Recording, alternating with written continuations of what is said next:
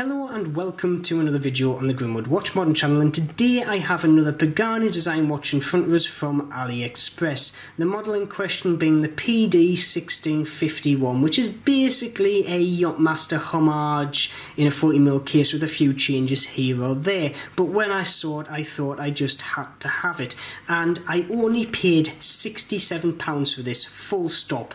And what a watch it is for £67. So without further ado, let's have a look inside the box. Now, I have sized this to my wrist already, and I have been wearing it for a few days just to get the feel of it, and in all honesty I have fallen in love with it.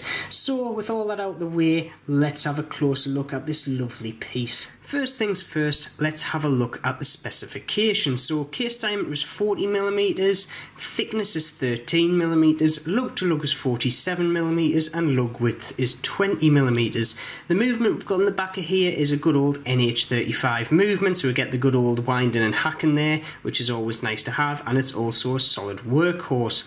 Crystal in the top is a sapphire crystal with a nice cyclops on there, which does actually have a nice bit of magnification on it. Bezel is a unidirectional 60 click, got a very nice action as well, with a ceramic insert. Weight wise, we're looking at 140 grams with all the links in the bracelet in situ. However, size to my wrist, it's coming in around about 125 grams. Water resistance is 100 meters, aided by the screw down crown and also screw down case back, which is also display. And we also have a solid link bracelet on here as well, with solid end links to boot. Nice Pagani clasp on here as well, which I do actually quite like. And we also have the added addition of a dive extension in here. You just pull it up and it flicks out like that. Very, very nice, and nice feature to have on these cheap watches. So with the specifications out of the way, let's have a closer look at the aesthetics. So to start with, Pagani Design have basically just been looking at the Rolex Yachtmaster. That's what this is taking all of its design cues off. There's a few little differences here and there, but that's what the majority of it is in a 40mm case, because obviously the majority of the people have been buying the bigger brother, which is this Pagani sub homage, and in all honesty it's a lovely watch to wear, but for some people it is a bit big. So I think this is actually filling that part of the market up, and I think Pagani Design have hit it out of the ballpark with this version. So there is, on the factor versions, there's two versions of this watch. You can get this blue and grey kind of transition dial with the lovely starburst effect, or to the right here you can get this kind of slate grey / black version with the starburst dial as well. Now the version I've got here actually on the website does look to be more blue on the top than it actually is in person. So if you were worried that the blue was going to be a bit more pronounced, it's not. It is a bit more subdued in person. Also, it only really shows in kind of bright daylight or sunlight or under lamps, as you can see there. The rest of the time, the dial looks primarily black, but I kind of like that trait for it. Now, getting on to the looks of the watch. So firstly, I'll start off with the dial. Like you see, you've got this lovely starburst kind of two-tone transition from blue to black, and to be honest, I fell in love with this dial as soon as I got it out of the box. We have the Pagani logo where the Rolex one should be, up there at 12, with Pagani Design and Explorer underneath it, and at the 6 o'clock we've got automatic, water resistance 100 meters. So basically standard layout for the majority of watches. The rest of the dial layout is all in all Rolex, so we've obviously got the Rolex style indices and a date window at 3 o'clock with a cyclops, which actually does magnify the date quite well, which is quite nice for these cheaper watches, because sometimes they just don't do it whatsoever. The handset itself is traditional Merc handset that any person trying to do a Rolex homage watch would stick in, and like I say, I do like the Rolex Merc handset anyway, so that is another tick in the box. So with the dial and the hands out of the way, I think we're going to get straight on with a loom shot. So I've compared it against an SKX and also the sub homage that Pagani do, and as we can see, the Explorer just doesn't last whatsoever. The loom is absolutely appalling, but what was I expecting from Pagani Design? I don't know, but it is bad. Moving on to the bezel, and I've got to say the bezel action on this watch is absolutely superb. I've had watches that are 5-6 times the price of this one that have had far worse of an action, aka the Steinart I tested. It just feels nice, it feels precise, it is absolutely superb, and hardly any bounce back, if any. Now it is a 60 click unidirectional bezel, it's not 120 click. It feels a bit vintagey because of that. However, it is a lot better than the 90 click, which is a bit of a weird clicking arrangement on the Pagani homage, so points there. Now, we have a ceramic insert there, which is obviously mimicking the Yachtmaster style. We don't have a 12 o'clock pip because of that. The bezel itself has the traditional Rolex kind of grip on it. The only two gripes I have with this, if you bear with me, I'll show you the first one, which is the actual insert does not line up at all. As you can see there, you can't get it to line up. Typical Seiko quality control. Even though this isn't a Seiko, they've been taking a leaf out of Seiko's book. The other thing that I've got a gripe is the actual fitment of the ceramic insert in the actual bezel. Now, as we can see here, the actual insert sits slightly proud of the bezel itself, and I just get the feeling that's asking to be hit. Now, don't get me wrong, ceramic is a hard material, it is scratch resistant, it is better than a lot of other materials you can get in a bezel insert. The only problem is, if you give it a hard enough whack, it will crack, it will fracture, it will chip, and I'm just thinking that it's asking to get hit. I would have preferred that bezel insert just to sit slightly lower, so the first thing you came in contact with was the actual bezel itself, which can take hits because it's stainless steel.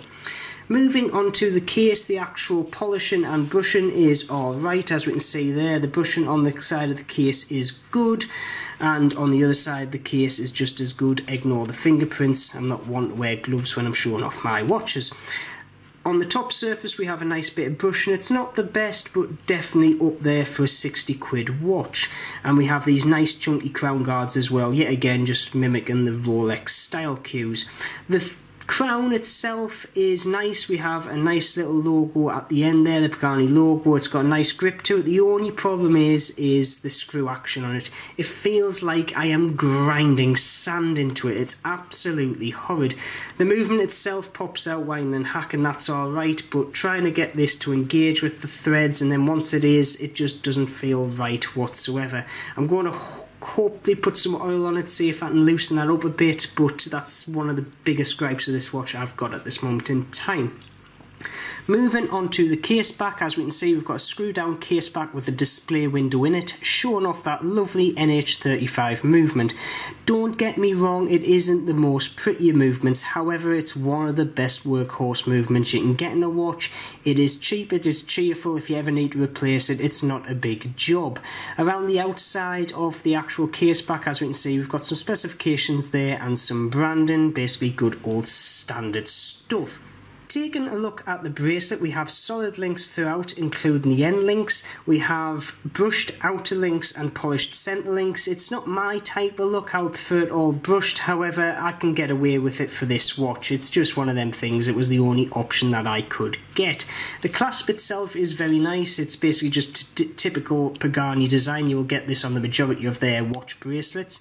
We obviously have a nice milled clasp there. We have a articulated section at the back end here for the actual grip on the clasp, and we also have the flip-flop diver extension right there, as you can see. So if you want to wear it on top of any clothing, or you feel like you just want it a bit loose throughout the day, you can do it quite easily. It is nice. The only gripes I do have with the bracelet is the actual solid end links. Now if I take a look at the top one here, we can see to the right the top part of the actual end link is sitting slightly proud of the case, and the left hand is slightly inboard of the case. The same is true on the other end link. It just seems like the end links are being machined on a slight bit of a wonk. However, I don't particularly mind that for a £67 watch. The bracelet is good. It's also got screw down pins in here, so it is very easy to adjust with a jeweler's screwdriver. So with all that out of the way, let's have a look at this on my 6 3/4 inch wrist. And here is the PD 1651 on my wrist, and I can say it wears absolutely superbly. That 40mm case diameter with the 47 lug to lug fits superb on my 6 3/4 inch wrist. Now just to bear in mind, I've taken out all 4 of the actual removable links out of this bracelet to get it down to 6 3/4. There is a couple of micro adjusts on the actual clasp itself, but I would dare say the minimum you're going to get this bracelet size down to might be 6 1/4, 6.5 inches, so just be aware of that. However, on the bigger wrist size you'll be able to go all the way up to 7.5, 8 inches, I would say. However, for the bigger wrists, I would dare say you'll be wanting to go for the bigger brother of the Pagani range, which is obviously the sub homage they do. Very nice watch. I've done a review on it. Have a quick look at that. However, yes, I am very happy with the way this wears on my wrist, and for the smaller blokes this is definitely the watch for you. So with all that out the way, let's move on to my final conclusions. So how would I sum up the Pagani Design 1651? Well, in all honesty, amazing. It's got to be one of the top 10 watches in my collection, and that is saying something. For £67 off AliExpress, I got it here in a week from China. It's got an NH35 movement in the back of it, fully stainless steel case. You've got an amazing dial, ceramic bezel insert, amazing bezel action, solid linked bracelet throughout, amazing clasp.